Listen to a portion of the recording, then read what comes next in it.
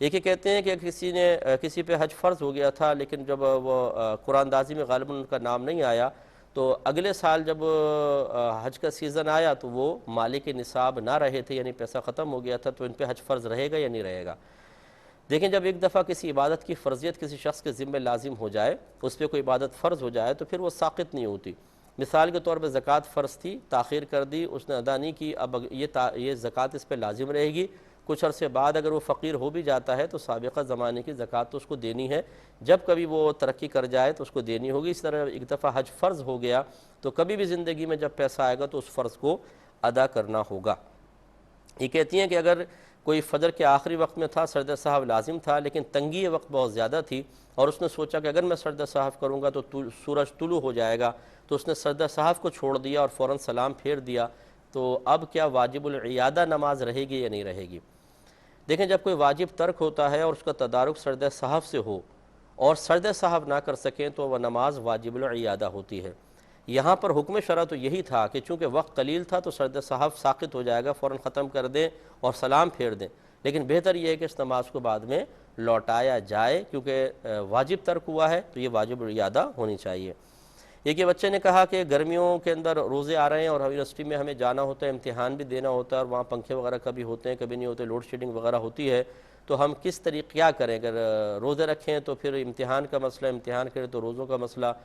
تو دیکھیں، مسئلہ یہ ہے کہ یہ تو اللہ تعالیٰ کی طرف سے ایک آزمائش ہے، تھوڑی سی ہمت کر کے رکھیں اور کوشش کریں کہ سحری کے اندر جب جس دن آپ کا امتحان وغیرہ ہے، ٹھنڈی چیزیں زیادہ استعمال کریں، گرم اشیاء کو کم استعمال کیا جائے، تو آپ کا وہ دن اچھا گزرے گا اور انشاءاللہ آپ روزہ پورا کر سکیں گے۔ ہمت رکھیں، نہ تو میں یہ کہوں گا کہ آپ صرف اتنی سی چیز کے لیے کہ تھوڑی گرمی کی وجہ سے روزہ چھوڑ دیں، یہ بھی صحیح نہیں ہے، اور آپ اپنے امتحان میں خلل ڈالیں، یہ بھی مناسب نہیں ہے۔ دونوں میں بیلنس قائم کریں اور دونوں کو ہی لے کے چلنا ہے، ذہن بنا کے رکھیں۔ یہ بہن نے فرمایا کہ پے در پے ان کے گھر میں فالج کا اٹیک ہوئے ہیں، تو ایسا کیوں اللہ نے ہمارے ساتھ کیا؟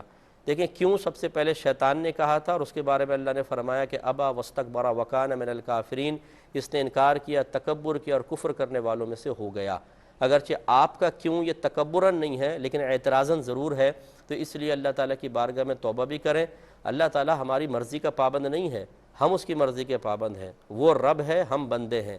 ہم بندے ہو کر معاذ اللہ خود ایک طریقے سے اپنے ذہن میں رب کا سا تصور قائم کر کے اللہ تعالیٰ کو اپنا بندہ بنانا چاہیں، معاذ اللہ ثم معاذ اللہ، ایسا نہیں ہو سکتا ہے، اور نہ ایسا کرنا مناسب ہے۔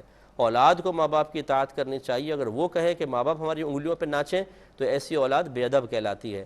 تو لہٰذا اللہ تبارک و تعالی ہماری مرضی کا پابند نہیں، وہ جس طرح چاہے گا ہمارے ساتھ معاملہ کرے گا، ہمیں اس کی رضا پر راضی رہنے کا حکم ہے۔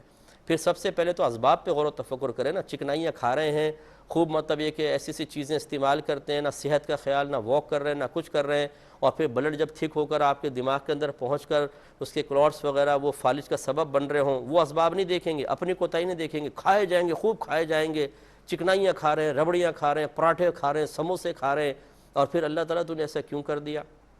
تو اپنی بھی تو کوتاہیاں دیکھیں۔